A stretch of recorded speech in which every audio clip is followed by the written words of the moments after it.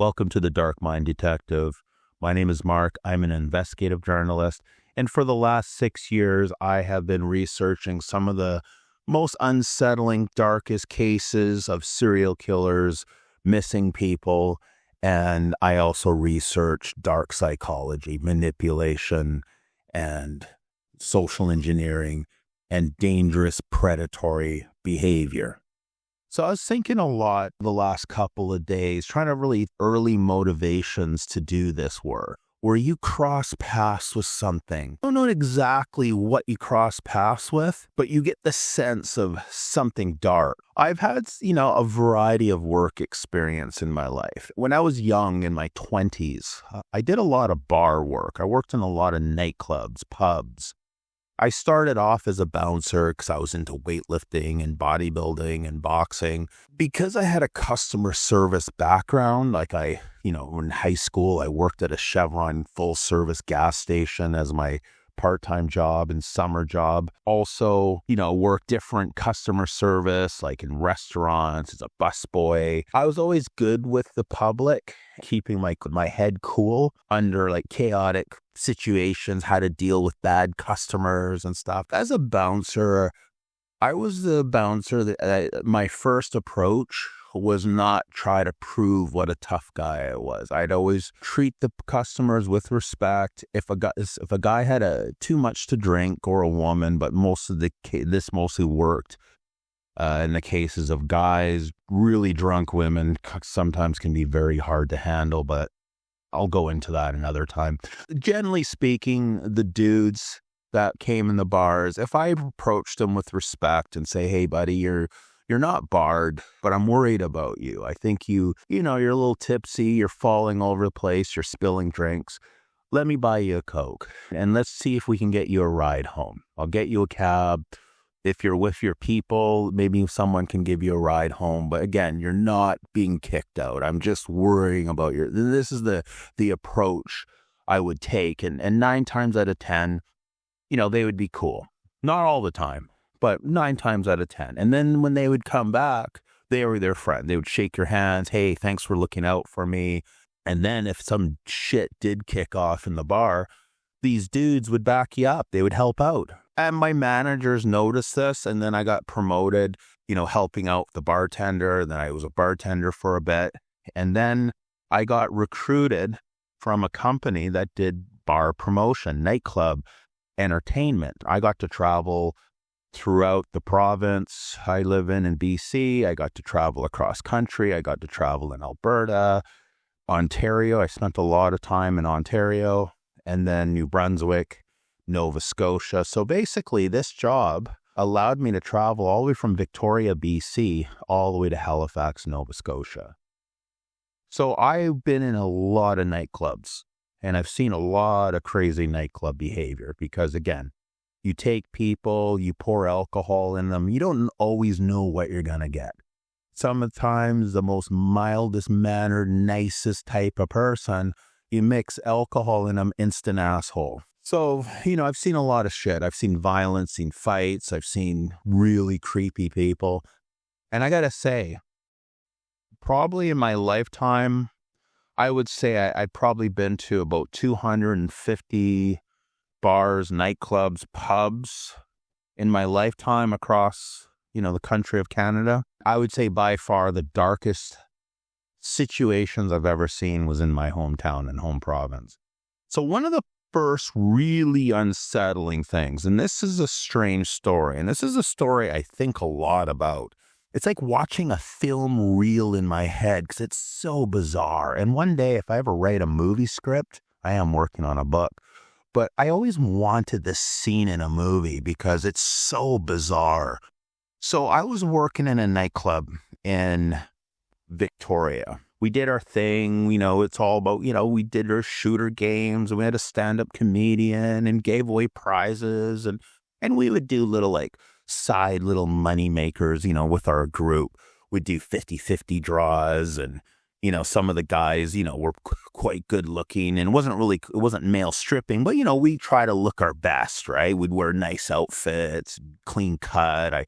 We all worked out.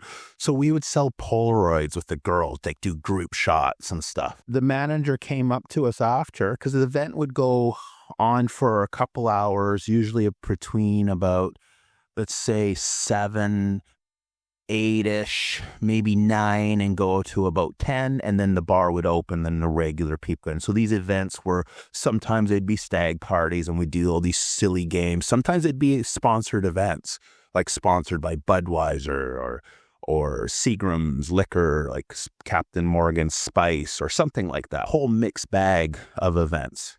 The whole premise was go in, entertain people, get them all drinking, have fun. And it was festive. It was fun. So back to this bar in Victoria. The manager was cool. He's like, hey, you guys did good. Everyone had fun. The women had a great time. You guys, here's a bunch of drink tickets. He gave us a whole bunch of drink tickets. And you guys could go hang out in the VIP room if you want. So I'm all flushed with my drink tickets. I'm hanging out in the VIP room. There's some attractive women. I'm talking. We're all chit-chatting. It's like, it's this bliss. Like, again, gorgeous women and martinis as fast as I can drink them. And, feeling pretty good. Then walked in this woman. I would say she was in her early 20s. I, at this time, was about 25. So she was probably like 23. But I'm saying just a, real knockout. You saw her, you'd say, 10 out of 10, right? Blonde, nice figure, really nicely dressed, nice makeup. She knows the girl I'm sitting beside that I'm chit-chatting with. And this girl is just, it just like laser lock eye contact. Instantly, I feel like this chemistry. It's just like me and her are just alone and by ourselves, even though it's crowded room, even though it's noisy. It's just like I have this it's like this tunnel thing going on with her, right? She's laughing at all my jokes and I'm buying her drinks with my drink tickets. Great moment, right? And it's just like, wow, thinking like, yeah, I go, this chick's a bombshell. Wow. And she's nice and she has a, pleasant personality and she finds me funny and charming and she keeps laughing and touching my arm and ha ha ha, right? And I'm thinking like, wow, if I can wield her, wow, this is like I said, not, it was from a dude point of view, from a 25-year-old, like this would have been like the dream girl. As a teenager, if I saw a poster of her back when we were teenagers in the 90s, we used to put posters of bikini girls all over our walls, right? Oh, she'd be up on my wall, like just, as I said, 10 out of 10 in every way, right? Personality, smile, nice teeth, sparkling, dazzling blue eyes that look like gems.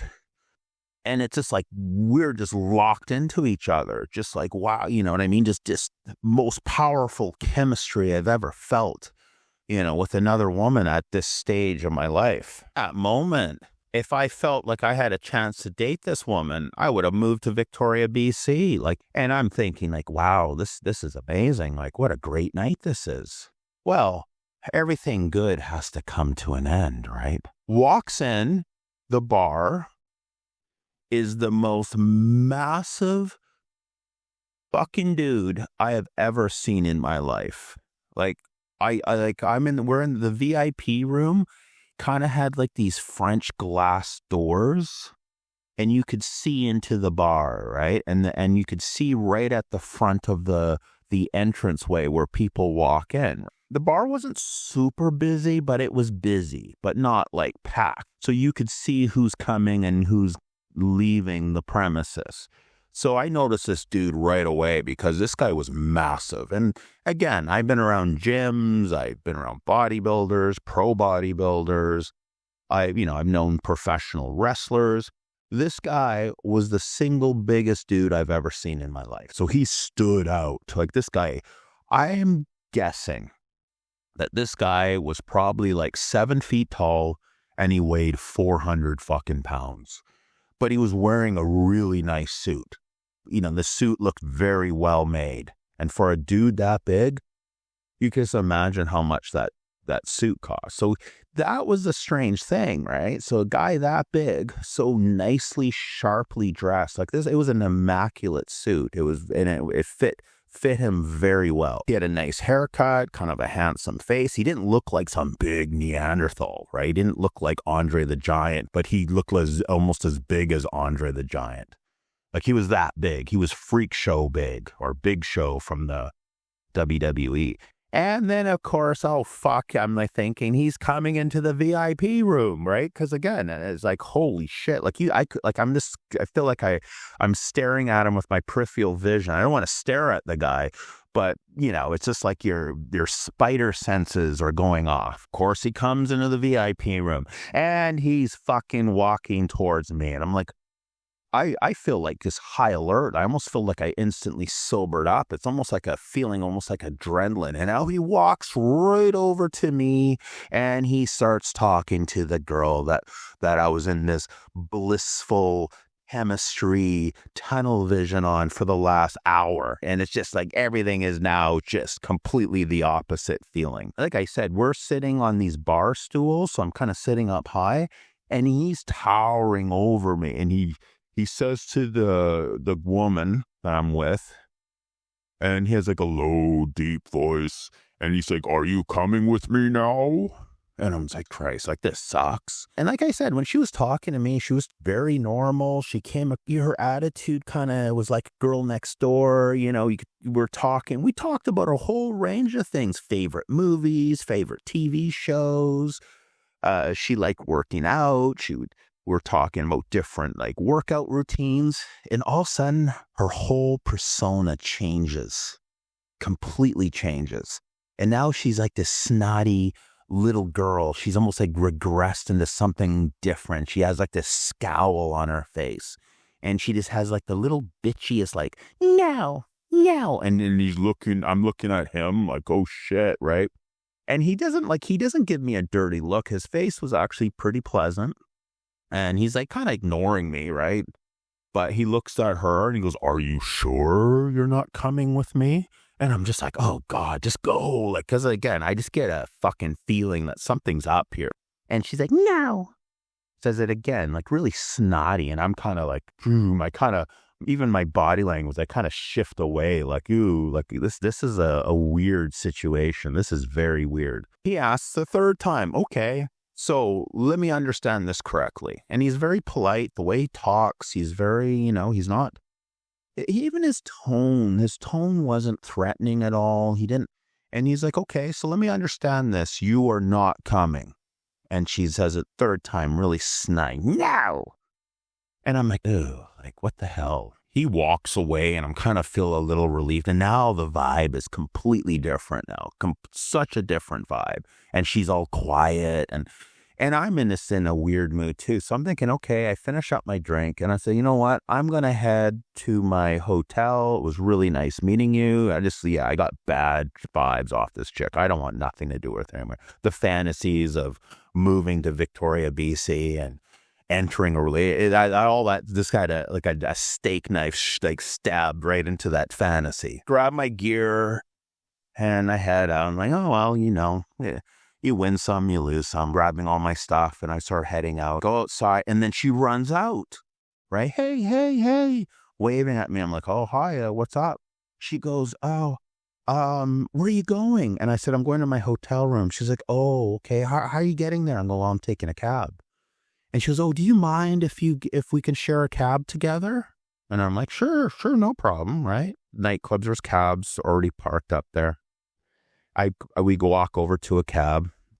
I put my stuff in the trunk. She's sitting and it's quiet. Like, I don't even know what to say. I'm just like, it's like, I don't even want to know who that guy was. Like, I don't want to know. Just that's the vibe I got. I don't want to. And I said, where can I drop you off? She goes, actually, can you do me a favor? What? She goes, I have to go by somewhere. It'd be really fast, like really fast. So basically she gets in the cab. She asks like, hey, do you mind if we drop by somewhere? I promise it'll be very quick. And then you can just drop me off home and we'll say goodnight to each other. I'm like, okay, yeah, no problem. No. So we were driving, and again, I don't know Victoria very well, and she tells the cab driver an address. I don't have no idea where it is.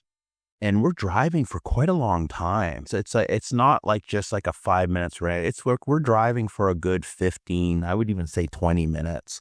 But we're in this really nice area. Like the houses are massive. Like every house is like a mansion. We drive to this house and it's huge. It's like 4-car garage. It's like a mega mansion, all built with like stone. It kind of looks castle-ish because it has all this masonry work and it has a big driveway that's cobblestone. It looks very expensive. Like back then, I would even say back then, it was at least a $5, $6, $7 million house. Even back then, it was big and it looked like very expensive, but dark. The stone is kind of like a dark, reddy brown kind of stone. And it, like I said, it looks very expensive. And the house just gave me the fucking creeps. It really did. So we drive up the driveway. They're all dark, right? And it has these two big oak, solid oak doors, right? Like these big, heavy doors. And we drive right up to the doorway. Cab stops and she says, please. And she's very emphatic. She actually looks scared. And she has my attention because, right, for obvious reasons. She goes, please don't leave. Please don't leave. I promise. I'll only be like 5-10 minutes at the most and I'll pay for the cab. And I'm like, I don't even want to be here. Like, it just like the vibe is so dark and bad. And this house, it seems so creepy. And it's like black and meaning like the windows are black, but they feel like the windows are staring at you. If that's the only way. It's like, you know, when you look at a two-way mirror and you know there's someone behind it, it has that feeling. And you know, again, from the size of that dude, I'm a bit unnerved, right? Because it's pretty strange how this night is unfolding. So I'm like, okay. And even the cab driver's kind of looking at me. So she goes in, and of course the door's open. She just, boom, goes right in. And the cab driver's like, hey, do you know this woman? Because he's kind of sensing like something's up here. I go. And I kind of told him the story quickly. I go, hey, you know, I'm just in town. I was working at the bar. We started talking. And then this big, massive, giant dude walked in and asked her to go somewhere with him. And she got all kind of shitty with him. And now I'm here. And he's like, oh, that's weird. And we're just sitting in awkward silence. I could tell even the cab driver's unnerved. And I said to the cab driver, I go, let's give it 10 minutes and let's get the fuck out of here. And he seemed to be like cool with that agreement. And I'm literally watching the clock, like, cause it's just, I don't know. It's just like me and the cab driver are sitting there. We're not saying a word to each other. And it feels like you could hear a pin drop. Like there's that kind of tension in the air. And I could feel like, I swear to God, I felt like the hairs on my back of my neck standing up. Like it just something's off. 8 minutes goes by, 9 minutes. I'm literally counting in my head. Okay, she has 10 minutes. And right when I'm about to say, okay, let's abort mission, let's go. And all of a sudden a knock on the window and it makes me jump. It's her. And she's like, let me in. She looks freaked out, like legitimately freaked out. So she gets in the car and I'm just like, okay, when the cab driver just seems excited of getting the fuck out of there, right? And I'm like, where to? She goes, oh, do you mind if I just chill at your hotel room for a minute? And I'm just like, I don't want her at my hotel room. I actually don't. But I'm like, oh, okay. So she comes over, right? And again, we're not talking to each other. It's just like this awkwardness. It's like the opposite of chemistry. We had this amazing chemistry, and now we have the opposite of chemistry. It's like, it just, I want to be away from her as fast as I can. I'm like, I am like saying like this, something's up. So we go to a hotel room. I walk in, put my stuff away. And I said, oh, you don't mind if I just kind of wash my face? So I didn't want to have a shower, right? Because I kind of wanted to keep an eye on her. And her whole demeanor is completely changed. It's like a different woman now. Like it's almost like it's like someone else took over her body. She looks tense. She has like this scowl on her face. She's so edgy. She's not talking. If I ask her something, it's just one word answers, right? I'm like, oh, this sucks, right? The other thing is I'm kind of worried, but kind of intrigued, but kind of, I don't know. It's sketchy. It's the best way to say it. So I go, might wash my face, change my shirt. I put on some like pajama bottom pants. I go on the bed and I just turn on the TV. There's like in the hotel room, there's like this round kind of coffee table, and she's sitting over there and she's not even talking to me. She's not even looking at me. I'm kind of ignoring her. I'm just watching TV. And then, if my peripheral vision, she goes in her purse and she pulls out a big bag of white party favors. And she starts, chopping it up and starts, doing some nose candy, one line after another. I'm like, oh, great. And I'm thinking, I'll never get rid of her now. And I'm thinking at any moment, my door is going to get blasted off the hinges and this giant that was in the bar is going to come running through, right? And part of me wants to ask, like, what's up with that house? But then the other part of my brain, like, I don't want to know. I don't even want to know what's up with that big creepy mansion. This goes on for about half an hour, and I'm telling you, she's doing her party favors nonstop, right? And I'm not too impressed by that because the night's already getting so weird. And then out of nowhere, she stands up, and now she's almost like, it's like the only way to describe it is that she almost looks possessed, and obviously she's under the influence of, the stuff she's been doing for the last half hour. But she just looks like, I don't know, robotic. Her eyes are just like weird. She's not blinking when she's talking, and she seems very stiff. And she stands up. She goes, okay, it was nice meeting you. I'm going to go now. I hope you have a good night. And then she walks out. And the second she walks the door, it's just like the hugest sense of relief. And then I'm thinking, like, what the hell was that? And I've traveled across the country. I've traveled throughout the States. I've worked in bars even when I was in New York when I lived there. I have never ran across something like that. This is the single weirdest experience I've ever had. It was like, what the hell? So I'm guessing she must have been like some high price escort. And maybe that guy was like the driver, because the security guy that takes him around. And maybe she had a call that she had to do. And I don't know. It was really sketchy. It really freaked me out. Like, and then every time I went to Victoria, it was almost like, I don't know, the city I've been to a lot of Canadian cities, and I don't know, that city has kind of a creepy underbelly compared to other cities I've been in. It's like a city, I feel it there. You know what I mean? It's like your spider senses go off. Yeah, the Vancouver Island is a strange place, but that was one of the strangest stories of my travels. About two, I lived in a building downtown, and there were these women that were in Canada from Australia. And they were attractive, nice girls, but one of them got really heavy into drugs. And I personally think that she was groomed and trafficked because these girls were so worried about her. She started dating this guy. And at first it started off with drinking every night. Then it started off with something else, harder stuff. And next thing you know, she was doing like opiates and she was obviously addicted. And then she disappeared. And I remember the girls came down to my apartment. They lived right above me. So we filed a missing persons report. We told them about her boyfriend. And it was like, I felt this guy, it was like a plan from the day one. First get the girl partying with you. And then from the partying, get her hooked on something. And then they both disappeared. Her family even came from Australia to look for her. And apparently, of course, filing a missing persons report and the investigation was almost nil. And it was to the point where, well, maybe she doesn't want to be found. She's an adult. So there was a frustration of that because here I am talking to these girls and they're so upset. And this was like also in early 2000s, like 2005-ish. See this quick, transition. First, it's fun and games. First, it's shooters. Then it's do this party. Then you're going to house parties. Then you're offered stuff. And then it's like, hey, do you want to travel? Do you want to come to my other town? And then you never hear from these people again.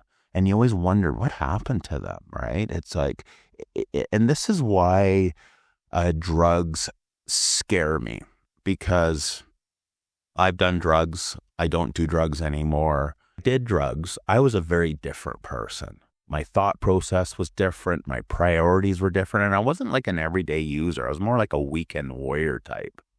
But it would have like a residual lingering effect, if that makes sense. I found I was more suggestible to things, especially with shitty people, because when you're doing like, you're partying, you're drinking, you think you're having a great time, but in hindsight, I really wasn't. I was masking stuff. I was looking for escapism. And some of the shittiest friends I ever had was when I was in these circles. And a lot of the times in hindsight, these shitty people are the ones that push stuff on you. Try this and try that. And of course you can say no and just a stain. But for some people who've been through trauma or running away from something, it's easy to get peer pressured into things. And now if you're an attractive woman in this kind of creepy predatorial world, an attractive woman is highly prized and a commodity. So think about this. I get a woman like the woman I met in Victoria. She's very attractive and, for the most part, seems to can hold the conversation. But if I get her under my thumbs and get her addicted to something, that's control. And sorry, from a predatorial point of view, I'm her supplier, plus I'm supply her money that she makes. I introduce her to rich people that, pay her for her services. I facilitate her lifestyle. She gets to wear nice clothing. She gets a nice purse. She wears expensive shoes. She gets to, hang around really fancy places and restaurants and all those things. On the surface, it sounds great. And then she needs these drugs to mask for what she's doing. I've seen this formula because when I worked in bars, I've been around a lot of sex workers. Some of them know exactly what they're doing and they're in control, but there's lots that I see that are obviously under the control of somebody.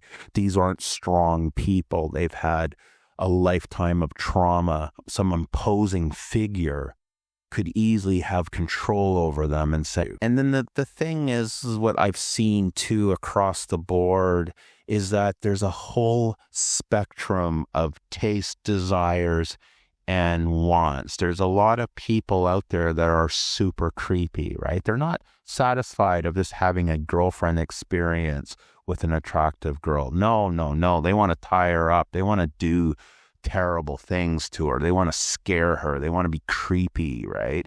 There's a whole spectrum of behavior out there. And what I'm saying through my experience, a lot of it's not possible without the person being traumatized and being addicted to something. The addiction is the string that keeps them under the thumb, keeps them under control.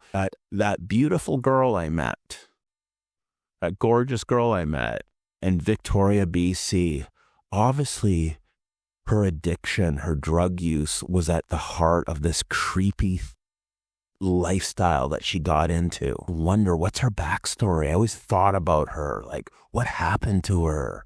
Where did she end up? Did she become another missing person? Did she ever get out of the clutches of this whatever, thing that she was involved in? Because again, I've worked in a lot of bars. I've seen and I've been friends with a lot of different sex workers because they come to your nightclubs. Some of them are normal, nice women, right? They choose a lifestyle, but they're in control, right? They don't have a pimp. Also seen the opposite. A drugged out zombie, under the thumb of a really dangerous, scary dude. I'm from a place where a lot of people go missing. I wanted to share that story because, again, it's not like I saw anything really. I saw a big, giant dude, always been very adept at reading people. It was one of the most psychologically unsettling things I've ever seen in my life. And I can't quite put a finger on it. And like I said, even the cab driver was freaked. because that was like witnessing something. It was something like out of a David Lynch movie. That's the best way to describe it. Anyways, thanks for listening.